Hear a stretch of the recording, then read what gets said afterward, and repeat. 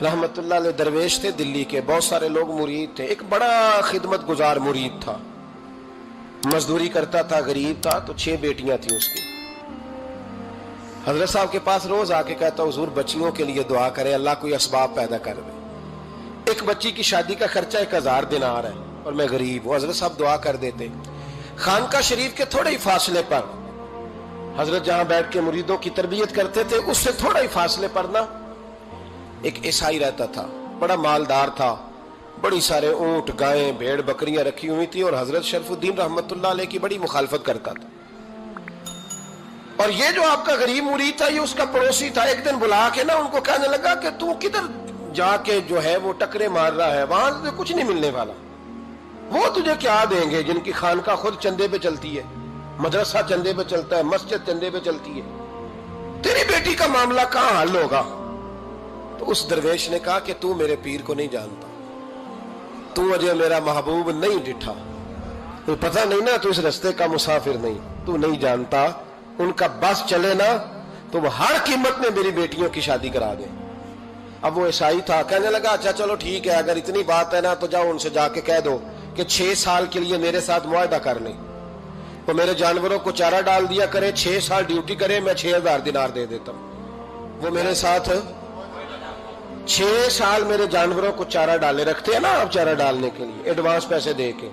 अब तो लोग उन्हें भी गुलाम ही बना लेते हैं, बड़ी थोड़ी तनख्वाह देते हैं, जुल्म करते हैं, पूरा मुआवजा नहीं देते।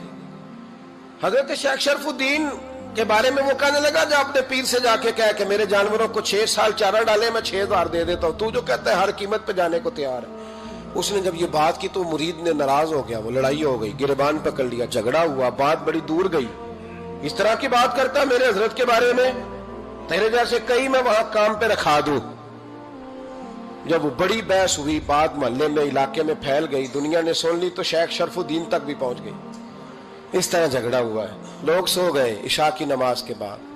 हजरत साहब ने ना सर पे कपड़ा लिया, उस ईसाई के दरवाजे पे दस्तक दी, वो बाहर आया, फरमाने लगे लोग तो सोच समझ के मुलाजम रखते हैं, तूने भी तो सोच ही लिया होगा, तभी तो मुझे ऑफर की है। तू अपनी ऑफर पे कायम है? वाकई मुझे रख लेगा और 6000 दिनार दे देगा? कहने लगा जा बाबा काम कर अपना। फरमाया नहीं, तूने इतने लोगों में बात की, इतनी बहस हुई, तो कायम है? कहने लगा मैं तो कायम हूं, पर आपने नहीं कायम रहना। फरमाया मैं सोच समझ के आया हूं। उसने कहा आप ड्यूटी करेंगे, भैंसों को चारा डालेंगे? फरमाया एक शर्त, बस जब अजान हो जाए ना तो मुझे रब की नमाज पढ़ने की इजाजत दे देना, बाकी सुबह शाम जो तू कहेगा। अगर उस गरीब की बेटियां ब्याही जाए तो मुझे और क्या चाहिए? उसकी 6 बेटियों का बोझ है उसके सर पे, तू मुझे रख ले। अल्लाह अकबर। वो कहने लगा चले पे मेरे साथ खते बंदगी कर ले। आजकल हम स्टाम करते हैं, उस जमाने में खते बंदगी होता था, गुलामी का खत, काजी शहर के पास, यानी उसका ख्याल था कि चलो स्टाम की बात करूंगा तो भाग जाएंगे। फरमाया चल मैं तैयार हूं। काजी तक गए, तय हो गया, 6000 दिनार दे दिए। हजरत ने मुरीद को बुलाया, फरमाया पुत्र ये ले जा, जा मेरी बेटियों को रवाना कर दे। कहने लगा हुजूर ये क्या कर रहे हो आप, कुछ सोचे? फरमाया यार जब तुझे बेटा बना लिया तो फिर मेरी पोतियां तो लगती हैं ना, मेरा हक तो बनता है ना, जा जाके ड्यूटी कर, उनको ब्याह दे। बात फैल गई। बादशाह भी अकीदतमंद था, वो 12000 दिनार लेके पहुंचा। क्या बताऊं इन रब के बंदों का दिल कैसा होता है, क्या दर्द होता है, क्या रंग। 12000 दिनार लेके बादशाह आया और आके हजरत को पेश किए, का हुजूर आप दें इस ईसाई को, डबल दें और जाए काम करें। आप फरमाने लगे तू पैसे दे, शर्तें ना लगा, मेरा जहां दिल करेगा मैं खर्च करूंगा, मुझे तो मजा ही अब आने लगा है, अभी तो लुत्फ आ रहा है, अभी तो जायका आया है कुछ करने का, पैसे देने हैं तो दे, पाबंदी ना लगा, जहां मेरा दिल करेगा मैं। उसने कहा हुजूर ठीक है रख ले। हजरत ने फजर मस्जिद में पढ़ी, जेब में 12000 दिनार थे, ऐलान फरमाया भी किसी और की बेटी भी बैठी है तो पैसे मेरे पास है। वो 12000 दिनार भी बांट दिया और 12000 दिनार बांट के ना तो फिर चले गए खेत में चारा काटने। उस ईसाई को किसी ने बतलाया कि उनके पास तो 12000 आया है, पर तुझसे जान नहीं छुड़ाई उन्होंने, कि वादा ये हुआ था कि 6 देंगे तो जाएंगे, जब तक देंगे नहीं तेरे घर में काम करेंगे। वो ना चारा काट रहे थे, हजरत साहब तो वहां पहुंच गया, दूर जाके खड़ा हो गया, कहने लगा बाबा پہلے تو میں نے مسلمانوں کے اخلاق سنے تھے، اب تو میں نے دیکھ بھی لیے، پر یہ بتا جب 12,000 آیا تھا جان کیوں نہیں چھڑائی؟ تو حضرت چارہ کاٹتے کاٹتے رو پڑے، فرمانے لگے تو نہیں نہ جانتا یہ بیٹیاں سانجھی ہوتی ہیں، پتہ نہیں نا، میرے رسول پاک نے تو حاتم تائی کی بیٹی کے سر پہ کپڑا رکھ کے کہا تھا بیٹیاں برابر ہوتی ہیں، تو یہ نہیں پتا جب اس کی 6 بیٹیوں کی شادی ہوئی ہے میرے اندر روحانیت کتنی بڑی ہے۔ فرمایا پھر 12,000 آیا ہے تو 2-4 بچیاں پھر گئی ہیں، تو یہ نہیں پتا میں اندر سے راضی کتنا ہوں، میں تیری نوکری کرتا رہوں گا، پتہ نہیں اللہ کتنی بیٹیوں کو بیاہ دے گا۔ اتنا رویا وہ عیسائی کے پیروں میں بیٹھ گیا، کہنے لگا بابا میں نے تیری مخالفت کی ہے پر تیرے قریب آ کے پتہ چلا ہے کہ تو بہت اونچے اخلاق کا مالک ہے، اور اگر تیرا یہ مقام ہے تو تجھے اخلاق سکھانے والے محمد عربی کی شان کتنی ہوگی۔ ظالم کی بولیے جاتے نہیں لوگ جھوٹے گواہ بن کے، وکیل صاحب کو نہیں پتا ہوتا کہ یہ بندہ مجرم ہے جو میرے پاس آیا، کیا مجرموں کے وکیل نہیں ہوتے؟ بولے تو اس کو پتہ نہیں ہوتا وکیل صاحب کو کہ یہ صاحب مجرم ہے، میرے پاس مقدمہ لے کے آئے، اور اگر بے ادبی نہ ہو جائے تو میرا خیال ہے قاضی عدالت کو بھی پتا ہوتا ہے کہ مجرم کون ہے اور مظلوم۔ میرے نبی پاک صلی اللہ علیہ وسلم نے اس قدر زیادہ سختی فرمائی اس مسئلے میں، فرمایا جس کو پتا تھا کہ فلاں آدمی ظالم ہے، ظلم کر رہا، پھر وہ ظالم کا گواہ بنا یا اس نے ظالم کی مدد کی، کتنی کی؟ شارحین لکھتے ہیں چاہے اس نے ایک جملہ بول کے کی، چاہے ایک، سارے بولیے، چاہے ایک غریب کو اس نے ظلم کیا تو کہتے ہیں علاج یہ سی، چاہے ایک جملہ بول کے کی، شارحین اس حدیث کی شرح میں لکھتے ہیں ایک جملہ بول کے چاہے مدد کی، جس بندے نے کسی ظالم کی مدد کی کسی مقدمے میں یا کسی صورت میں اور اسے پتا تھا یہ ظالم ہے، میرے نبی پاک صلی اللہ تعالی علیہ وسلم فرماتے ہیں اگر اس نے مدد کی، ابھی ظالم کی بات نہیں ہو رہی، ظالم کے مددگار کی بات ہو رہی، اگر کسی نے ظالم کی مدد کی تو حضور فرماتے ہیں خدا بھی اس سے بری و ذمہ ہے، رسول بھی اس سے بری و ذمہ ہے۔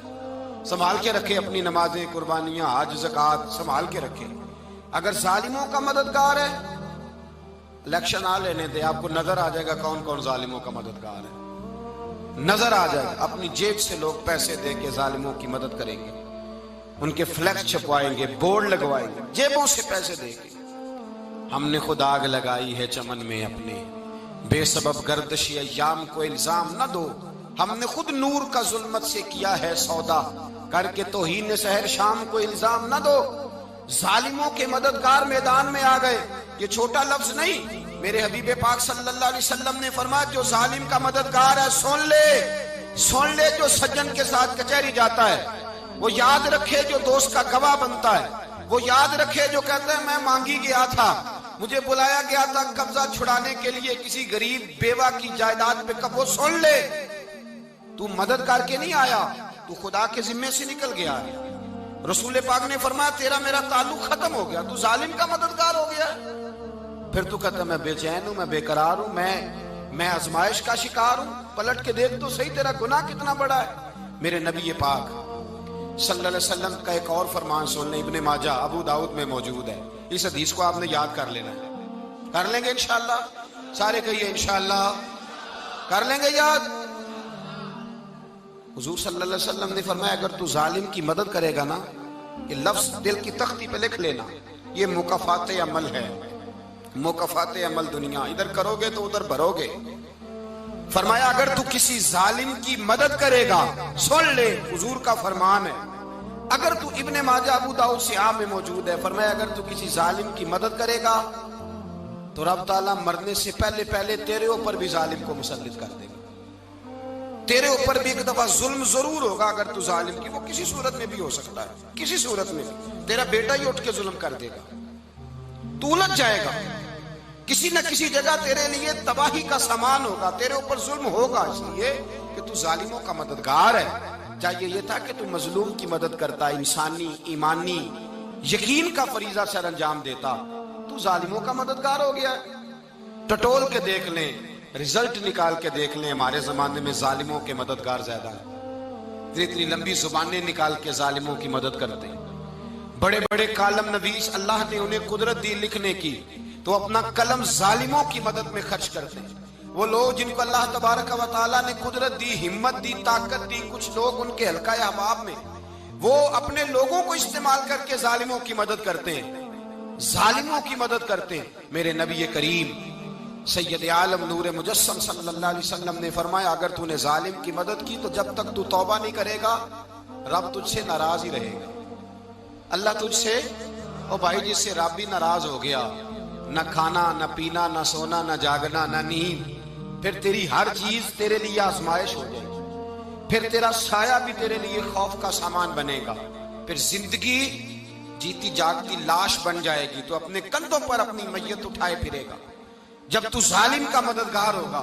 اور نبی پاک صلی اللہ علیہ وسلم نے فرمایا، ظالموں کا مددگار بھی ظالم ہوتا ہے، ظالموں کا مددگار بھی، سارے بولے ظالموں کا مددگار بھی نہیں، کو نہیں، آپ سارے نہیں بولے، ایک دفعہ بولے ظالموں کا مددگار بھی، پکی بات ہے، ظالموں کا مددگار بھی۔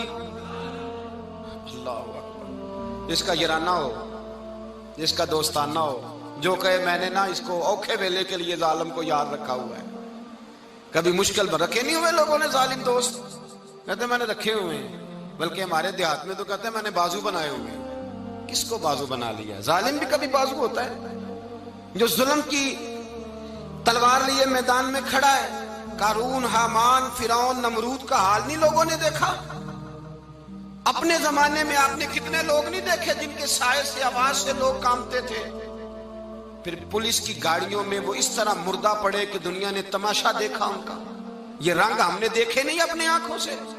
فرمایا ظالم کا مددگار بھی، جو کار میں بٹھا کے لے کے گیا وہ بھی ظالم، جس نے چائے پلائی وہ بھی، جس شخص نے کھانا کھلایا وہ بھی، جو کچہری تک ساتھ گیا وہ بھی، جس نے فلیکس کے نیچے، بڑے شرابی کے نیچے چھوٹی اپنی فوٹو لگائی وہ بھی، جو ووٹ کی پرچی ڈالنے گیا وہ بھی۔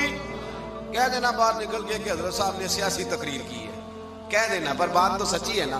خو کرے ہم تو سے تھوڑا سا گلا بھی سن لے، خو کرے ہم تو سے تھوڑا سا بھی گلا۔ امام مالک کے پاس ایک بندہ آیا، اس نے کہا حضور میں درزی ہوں، ایک ظالم بادشاہ مجھ سے کپڑے سلواتا ہے، میں تو ظالموں کا مددگار نہیں نا۔ ایک ظالم بادشاہ مجھ سے، حضور میں تو مددگار نہیں نا ظالموں کا۔ جو فرمایا ظالموں کا مددگار بھی ظالم ہوتا ہے، تو کپڑے لے کے آتا ہے میں سی کے دے دیتا ہوں، ذمہ داری نہیں۔ یہ ایک آدمی دکاندار ہے، اس سے کوئی بندہ چیز خریدنے آئے گا تو تھوڑی کہے گا میں نے نہیں دینی، تو دے گا۔ کوئی بندہ اگر کسی شخص سے کوئی کام کہتا ہے جو اس کی فیلڈ ہے، اس کا شعبہ ہے، اس کا معاش کا وہ سلسلہ ہے، کہتے ہیں یا رسول اللہ صلی اللہ علیہ وسلم ظالموں کا مددگار بھی ظالم، حضور نے فرما دیا۔ تو امام مالک سے بندے نے مسئلہ پوچھا، دل کی تختی پہ لکھنے والی باتیں ہیں، کہا حضور میں درزی ہوں، ظالم کپڑے سلواتے ہیں، میں تو مددگار نہیں نا۔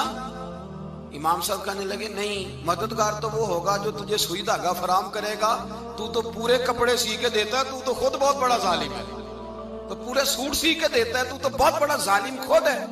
مددگار تو وہ ہوگا جو تجھے دھاگا دے گا، جو تجھے بٹن دے گا، جو تجھے نلکی دے گا۔ جو ظالم سے اتنی نفرت ظلم کر کے بندہ ہے، یہاں تو ہمارے زمانے میں ہیرو بن جاتے ہیں لوگ، ظالم ہیرو ہے، لوگ اس سے ڈرتے پھرتے ہیں، گھومتے پھرتے ہیں، اور بہت سارے کم مزاج لوگ اس کے پیچھے ہاتھ باندھ کے پھرتے ہیں۔ ظالموں کی مدد کرنا، ظالموں کے ساتھ رہنا، یہ ظلم ہے، ظلم، یہ زیادتی ہے۔ میرے نبی پاک صلی اللہ تعالی علیہ وآلہ وسلم نے ارشاد فرمایا، یاد رکھو رب فرماتا ہے میں مظلوم کی مدد ضرور کروں گا، چاہے جلدی کروں چاہے دیر سے کروں، میں مظلوم کی مدد۔ اور حضور صلی اللہ علیہ وسلم نے فرمایا ہے، حضرت معاذ بن جبل کہتے ہیں حضور نے مجھے یمن کا گورنر بنایا، جب میں جانے لگا نا تو حضور نے بڑی نصیحتیں کی، بخاری میں موجود ہے، فرماتے ہیں جب میں پلٹنے لگا تو میرے رسول نے فرمایا معاذ ایک منٹ ٹھہر جا، ایک بات میری یاد رکھنا، اس کو نہ بھولنا۔ کہا حضور کیا؟ فرمایا دیکھنا کسی پہ ظلم نہ کر بیٹھنا، کہیں تجھ سے زیادتی نہ ہو جائے۔ محبوبہ پھر حضور نے فرمایا سن میرے معاذ، میں تجھے گورنر بنا رہا ہوں، زیادتی نہ کر بیٹھنا۔ یا رسول اللہ صلی اللہ علیہ وسلم کیا ہوتا ہے؟ تو میرے کریم نے فرمایا جب مظلوم دعا کے لیے ہاتھ اٹھاتا ہے تو عرش کا مالک کہتا ہے فرشتوں پیچھے ہٹ جاؤ، عرش کا مالک کہتا ہے فرشتوں پیچھے ہٹ جاؤ۔